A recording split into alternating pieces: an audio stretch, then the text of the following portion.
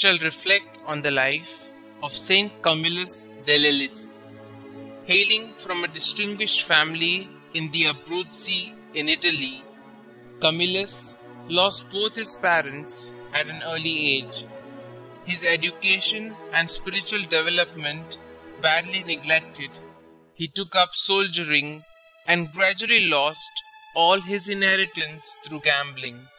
Incurable abscesses developed on his feet, compelling him to give up military life and seek employment in a hospital. But his quarrelsome disposition and uncontrollable passion for gambling soon got him the sack. It was only after several years that he really reformed. He was a sober and penitent young man of 26 when he offered his services to the hospital for incurables in Rome. Here, he quickly won everyone's admiration by his selfless nursing of the sick and dying. Shortly, his conspicuous prudence and piety led to his being made head of the institution.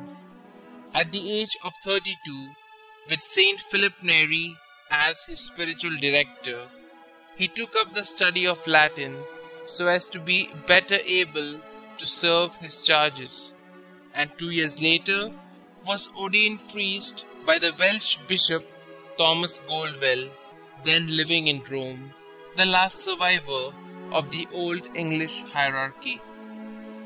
Camillus founded a confraternity of laymen devoted to serving the sick as a religious vocation, and this developed into what came to be called ministers of the sick, or the fathers of the good death, or simply Camillians.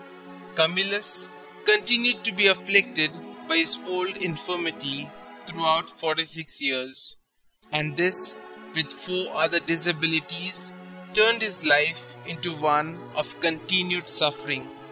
But he would disregard it all, and calling his ailments the 5 mercies of God, drag himself from bed to bed to make certain that each patient was receiving due attention, both in the matter of nursing and in the spiritual care of his charges.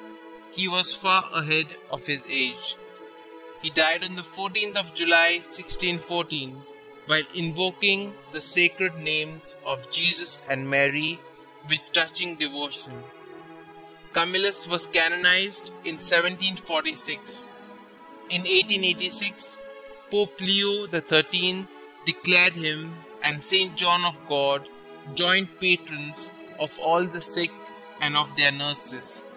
And rightly so, for to the last, Camillus effectively carried out the law of love in his service of the most destitute of his fellow men, ever conscious that in serving them he was serving none other than Christ himself.